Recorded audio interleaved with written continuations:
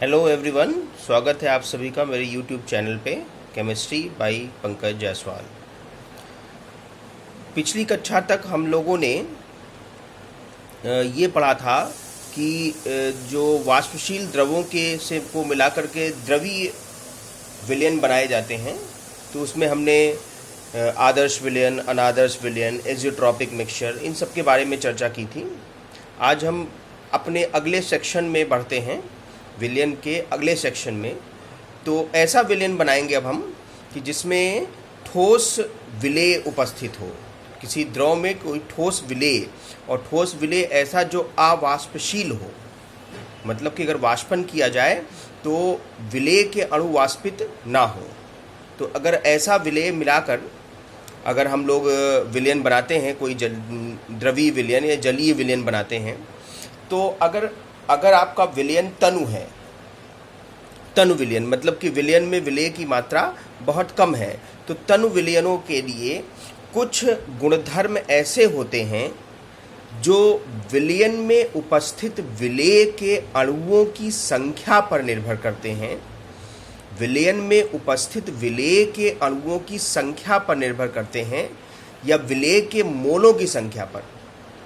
मतलब विलयन के, तनु विलयन के वह गुण जो विलयन में उपस्थित विलेय के अणुओं की संख्या या विलेय के मोलों की संख्या पर निर्भर करते हैं, ना कि विलेय की प्रकृति पर। मतलब विलेय कौन सा आपने घोला है, इससे मतलब नहीं है। विलयन में विलेय के कितने अणु हैं या कितने मोल हैं, इस बात से मतलब है। तो ऐसे गुणधर्मों को हम लोग कहते हैं विलयन के अणुसंख्य गुण या कॉलिगेटिव प्रॉपर्टीज या अणुसंख्य गुण। एक और बात इंपॉर्टेंट है कि अणुसंख्य गुण की अगर बात करें तो अणुसंख्य गुण विलेय के मोलों की संख्या पर निर्भर करता है, लेकिन ये विलायक के नेचर पर यानी विलायक की प्रकृति पर भी निर्भर करता है। जो जिस विलायक में आप घोल रहे हैं, अगर मान लिया आपने सोडियम क्लोराइड को घोला, सोडियम क्लोराइड को जल में घोलेंगे तो जल में जाते ही सोडियम क्लोराइड Na+ में अलग हो जाएगा और Cl- अलग हो जाएगा। तो आपने 10 मोल विलेय घोला तो वो जाके 20 मोल हो गया। लेकिन अगर आपने यही NaCl को बेंजीन में घोला तो वो वहाँ पर आयनित नहीं होगा, आयनाइज नहीं होगा। इसका मतलब कि वहाँ पर 10 मोल आपने घोला बेंजीन में तो 10 मोल ही रहेगा। तो इसका मतलब कि जो विलयन के अणुसंख्य गुण होते हैं, वो अणुसंख्य गुण विलायक की प्रकृति या विलायक के नेचर पर भी निर्भर करते हैं। अब बात करते हैं कि ये अणुसंख्य गुण हैं कौन कौन से। तो तनु विलयन के 4 अणुसंख्य गुण होते हैं। पहला है वाष्प दाब का आपेक्षिक अवनमन। वाष्प दाब का आपेक्षिक अवनमन, मतलब इसे इंग्लिश में कहेंगे relative lowering of vapour pressure. दूसरा क्वथनांक का उन्नयन, मतलब इसे कहेंगे एलिवेशन इन बॉइलिंग पॉइंट। तीसरा है हिमांक का अवनमन, मतलब डिप्रेशन इन फ्रीजिंग पॉइंट। और चौथा है परासरण दाब या ऑस्मोटिक प्रेशर। तो ये 4 आपके अणुसंख्य गुण या कॉलिगेटिव प्रॉपर्टीज होते हैं डाइल्यूट सॉल्यूशन के, तनु विलयन के। अब एक एक करके हम सबसे पहले चर्चा करेंगे कि वाष्प दाब का आपेक्षिक अवनमन क्या होता है, कैसे कैलकुलेट किया जाता है। वाष्प दाब के विषय में हम लोग पहले भी चर्चा कर चुके हैं कि जब किसी शुद्ध विलायक को किसी बंद बर्तन में गर्म किया जाता है तो जो द्रव है और वाष्प के बीच एक साम्यावस्था स्थापित हो जाती है, और उस साम्यावस्था पर जो वाष्प बनती है, उस वाष्प के दाब को ही हम लोग कहते हैं वाष्प दाब विलायक का। तो अब हम लोग विलायक को विलयन में परिवर्तित करने जा रहे हैं। तो अब इसमें थोड़ा सा कुछ चीज़ें समझनी होगी कि वाष्प दाब का आपेक्षिक अवनमन का क्या मतलब है। पहला colligative property, relative lowering of vapour pressure. तो देखो, एक्चुअल में जब आपने शुद्ध विलायक लिया तो शुद्ध विलायक में जब आपने उसको बॉइलिंग पॉइंट पे गर्म करना शुरू किया तो उसका वाष्पन प्रारंभ हो गया तो वाष्प ज़्यादा से ज़्यादा बनेगी। लेकिन अगर उसी शुद्ध विलायक में कोई अवाष्पशील पदार्थ या विलेय घोल दिया जाए तो अवाष्पशील पदार्थ या विलेय विलायक में पूरी तरह से मिक्स हो जाएगा, हर जगह पर उपस्थित होगा विलयन के हर स्थान पर विलायक भी होगा और विलेय भी होगा। लेकिन हमने आपको अगर ध्यान में बताया था कि जो वाष्पन की प्रक्रिया होती है वो सरफेस पे होती है, पृष्ठ पे होती है। तो पहले जब शुद्ध विलायक था तो पृष्ठ पे सारे अणु विलायक के थे, तो सारे अणु वाष्पित हो रहे थे। लेकिन जैसे ही विलयन बना उसमें से कुछ अणु विलेय के आ जाएंगे जिनका वाष्पन नहीं होगा, यानी कि वाष्पित होने वाले विलायक के अणुओं की संख्या पृष्ठ पे घट गई, यानी कि वाष्प की मात्रा कम बनेगी और जाहिर सी बात है कि वाष्पन की दर घट जाएगी। अगर वाष्पन की दर घट जाएगी तो वाष्प दाब भी घट जाएगा। इसका मतलब कि जब आप शुद्ध विलायक को कोई अवाष्पशील पदार्थ मिलाकर विलयन में परिवर्तित करते हैं तो विलयन का वाष्प दाब शुद्ध विलायक के वाष्प दाब से हमेशा कम प्राप्त होता है। तो वाष्प दाब में हुई इस कमी को वाष्प दाब का अवनमन कहते हैं, है ना। और इसी को विलायक के वाष्प दाब से भाग दे दीजिए तो उसे वाष्प दाब का आपेक्षिक अवनमन कहते हैं। तो देखिए, अगर शुद्ध विलायक का वाष्प दाब P0 है और विलयन का वाष्प दाब PS है तो PS कम होगा, P0 ज़्यादा होगा। तो वाष्प दाब का अवनमन P0 माइनस PS और वाष्प दाब का आपेक्षिक अवनमन P0 minus PS upon P0। इसको चित्र से भी हमने समझाया है आपको, ये देखें।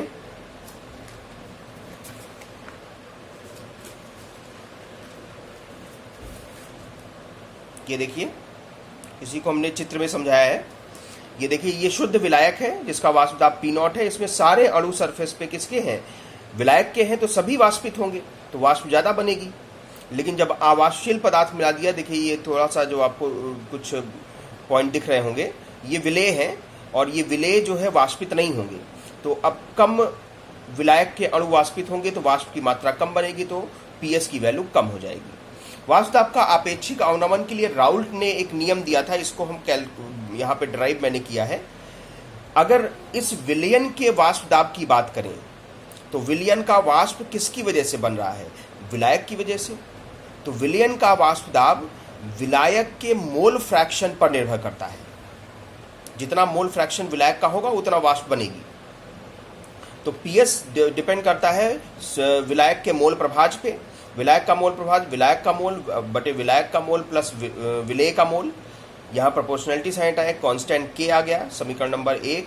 अगर हम शुद्ध विलायक लेते हो तो PS की जगह P0 होता, K होता, और ये स्मॉल n 0 हो जाता तो n अपॉन n 1 हो जाता, तो इसकी वैल्यू K आ दी। तो K की वैल्यू कितनी आई? P0। तो इस समीकरण में K की वैल्यू हमने पुट कर दिया। अब P0 को हम इधर ले आए तो यहाँ नीचे आ गया। फिर हमने दोनों तरफ 1 माइनस कर दिया, दोनों तरफ 1 माइनस कर दिया। तो 1 माइनस करने पर ये फॉर्मूला आया कि relative lowering of vapour pressure यानी वाष्प दाब का आपेक्षिक अवनमन मोल फ्रैक्शन ऑफ सल्यूट के बराबर होता है। और यही है जो है राउल्ट का आपेक्षिक relative lowering of vapour pressure के लिए नियम। अगर विलयन बहुत तनु है तो स्मॉल n की वैल्यू कैपिटल N से बहुत कम होगी, तो स्मॉल n और प्लस कैपिटल N की वैल्यू लगभग कैपिटल N के बराबर होगी।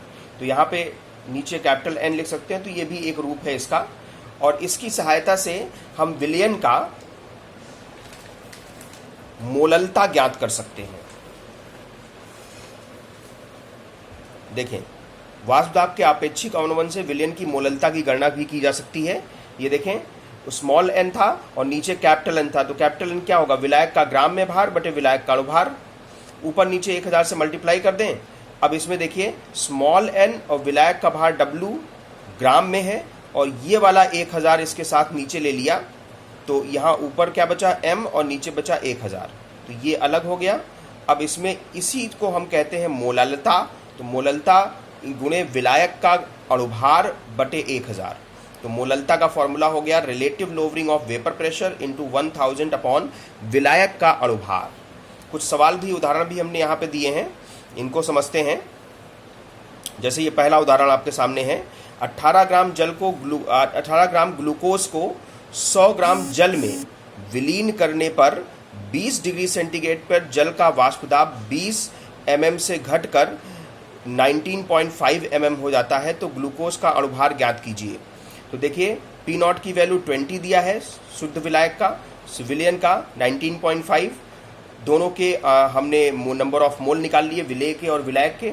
फार्मूला में हमने, क्योंकि तनु विलयन है इसलिए तनु विलयन के फार्मूले में रखा, ये 20 माइनस 19.5/20 18/m इंटू 100 विलायक का भार है और इसका अणुभार 18 ऊपर चला जाएगा।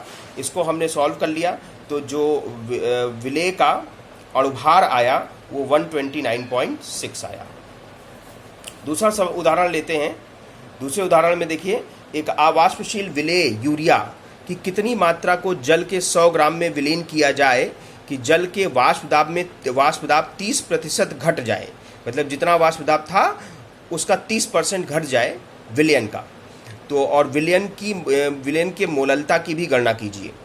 तो देखो, विलायक का वाष्प दाब मान लेते हैं 100 है, तो विलयन का वाष्प दाब 100 का 30% घट गया, तो 100 माइनस 30 गुणे 100/100, तो ये 70 आया। 30% भाई 100 है और 30% घटा तो कितना बचा, 70 ही तो बचा। तो ये दोनों के वाष्प दाब पता चल गए। अब इसमें देखिए हमने ये फॉर्मूला थोड़ा बदल दिया है, क्योंकि अगर विलयन आपका बहुत ज़्यादा डाइल्यूट नहीं है तो उस केस में देखिए, इसको हमने नीचे आपको सॉल्व करके दिखाया है कि अगर बहुत डाइल्यूट नहीं है तो ये फॉर्मूला होता है मेन। अब इसमें देखें, इसमें हमने इसको रिवर्स कर लिया दोनों तरफ, मतलब ऊपर वाले को नीचे, नीचे वाले को ऊपर कर लिया, इधर भी वही कर लिया। तो ये small n upon small n 1 आ गया, plus capital N upon small n, 1 को इधर ट्रांसफर कर दिया, माइनस में आ गया। अब इसमें देखें, एलसीएम लिया P0 माइनस PS, ऊपर बचा P0 और P0 माइनस PS, ये small n upon capital N। तो अब ये आ गया फॉर्मूला। तो ये देखिए, इसको फिर से उल्टा कर लिया, तो P0 minus PS upon PS equals to small n upon capital, मतलब vapour pressure of solvent minus vapour pressure of solution upon vapour pressure of solution. पहले वेपर प्रेशर ऑफ सॉल्वेंट यहाँ हुआ करता था, लेकिन अब ये सोल्यूशन का आ गया। इससे थोड़ा सा कैलकुलेशन आसान हो जाएगा, नहीं तो ये नीचे प्लस करके हमें रखना पड़ेगा, तो थोड़ी सी समस्या आएगी। तो अब इसी फॉर्मूले को, यानी P0 minus PS upon PS upon small n upon capital फॉर्मूले से सॉल्व करें। ये P0 100 PS 70 upon 70, number of mole of solute, तो weight of solute upon molecular weight of solute, solvent का mole, weight of solvent 100 upon 18, तो 18 ऊपर चला जाएगा। इसको पूरा सॉल्व किया तो ये W की वैल्यू आ गई 142.85, यानी कि जो विलेय यूरिया था उसके 142.85 ग्राम की ज़रूरत हमको पड़ेगी। अब आगे बढ़ते हैं, इसकी मोललता ही पूछा। देखिए, मोललता सब कुछ तो पता है हमें, विलेय का भार पता है, विलायक का भार पता है, तो जो मोललता का मूल फार्मूला है हम उसी से मोललता का कैलकुलेशन करेंगे। क्या है, विलेय का भार ग्राम में बटे अणुभार गुणे विलायक का भार किलोग्राम में।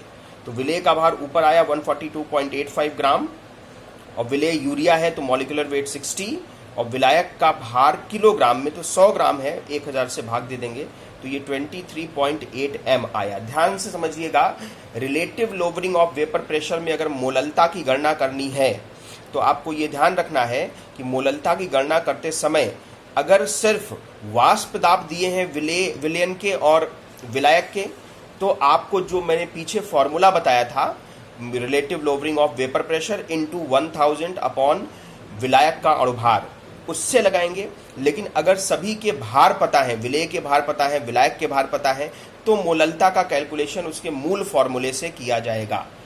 एक अगला सवाल लेते हैं,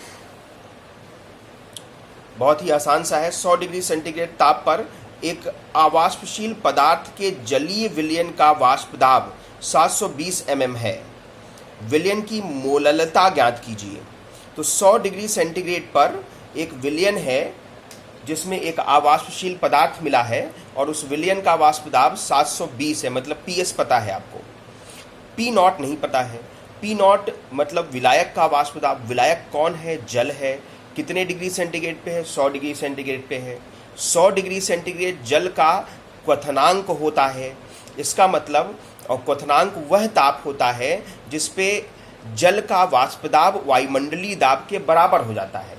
क्वथनांक वह ताप है जिसपे जल का वाष्प दाब वायुमंडलीय दाब के बराबर हो जाता है। तो 100 डिग्री सेंटीग्रेड पर जल का वाष्प दाब वायुमंडलीय दाब के बराबर होगा, और वायुमंडलीय दाब होता है 760 मिलीमीटर। तो अब P0 भी पता हो गया, पीएस भी पता हो गया। मोललता का फॉर्मूला जो है, क्योंकि न तो विलेय का भार पता है, न विलायक का भार पता है, इसलिए मोललता का जो कैलकुलेशन है उसके मूल सूत्र से नहीं करेंगे, बल्कि relative lowering of vapour pressure से करेंगे। तो ये relative lowering of vapour pressure into 1000 upon विलायक का अणुभार, तो ये वैल्यू हमने रख दिया। विलायक आपका जल है, इसको सॉल्व करने पे 2.92 मोललता आ जाती है। तो इस तरह से कैलकुलेशंस करेंगे। कुछ क्वेश्चंस आपको मैं इसमें और अभ्यास के लिए दूंगा, वो भी आपको करना है। ये देखिए आपके स्क्रीन पे कुछ क्वेश्चंस दिख रहे होंगे। पहला प्रश्न है 100 डिग्री सेंटीग्रेड ताप पर, मतलब 100 डिग्री सेंटीग्रेड ताप की बात कर रहा है, तो जल अगर विलायक है तो जल का वाष्प दाब 760 मिलीमीटर होगा। 1 मोलल ग्लूकोज, मतलब इसमें पी नॉट की वैल्यू आपको ऑलरेडी पता है, 100 डिग्री सेंटीग्रेड देके बता दिया। 1 मोलल मतलब मोललता पता है, जली विलयन का वाष्प दाब, तो विलयन बनी पीएस की वैल्यू निकालनी है, बहुत आसान है।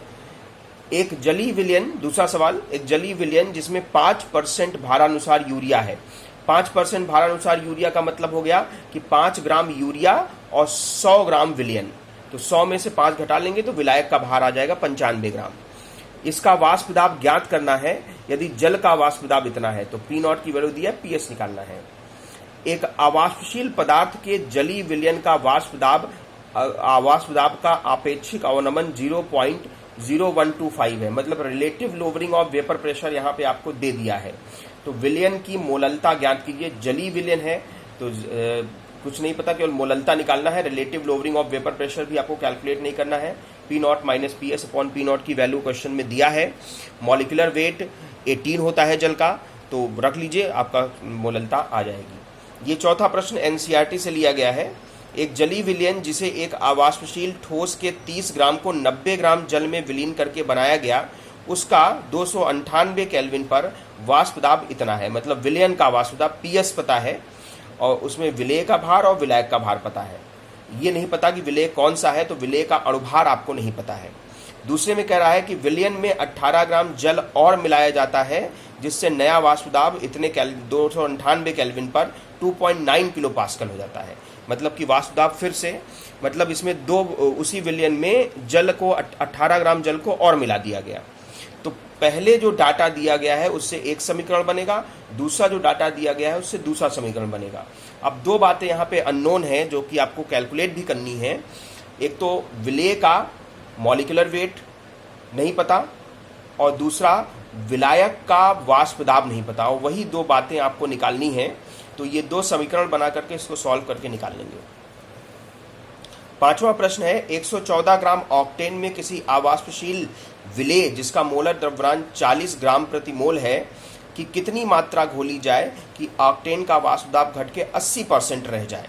मतलब कि अगर वाष्प दाब, ऑक्टेन यहाँ विलायक का काम कर रहा है, तो अगर वाष्प दाब विलायक का ऑक्टेन का 100 मिलीमीटर है तो इसका मतलब कि विलयन का वाष्प दाब 20% घट के 80% रह गई, यानी कि 80 मिलीमीटर रह गई। तो अगर 100 मिलीमीटर उसको मानेंगे तो ये 80 मिलीमीटर पीएस की वैल्यू होगी। अब देखिए विलायक का भार दिया 114 ग्राम और विलेय जो है उसका मॉलिक्यूलर वेट दिया 40 ग्राम प्रति मोल। तो विलेय का भार ज्ञात करना है, बहुत आसान सवाल है, आप कर सकते हैं। तो इतने प्रश्नों को करिए और इसको जो वीडियो मैं डाल रहा हूँ इसको बार बार 2-3 बार आप रिपीट करके देखिए। अगर कोई बात ना समझ आ रही हो तो अगर 2-3 बार आप वापस देखेंगे तो कई बातें क्लियर हो जाएंगी, है ना। कई बार जल्दी जल्दी में कई चीज़ें नहीं समझ आती हैं, तो वीडियो को आप 2-3 बार देखें। और अगर फिर भी कुछ ना समझ आ रहा हो तो मेरे पर्सनल व्हाट्सएप नंबर पे आप मुझसे क्वेश्चन भी पूछ सकते हैं। Thank you.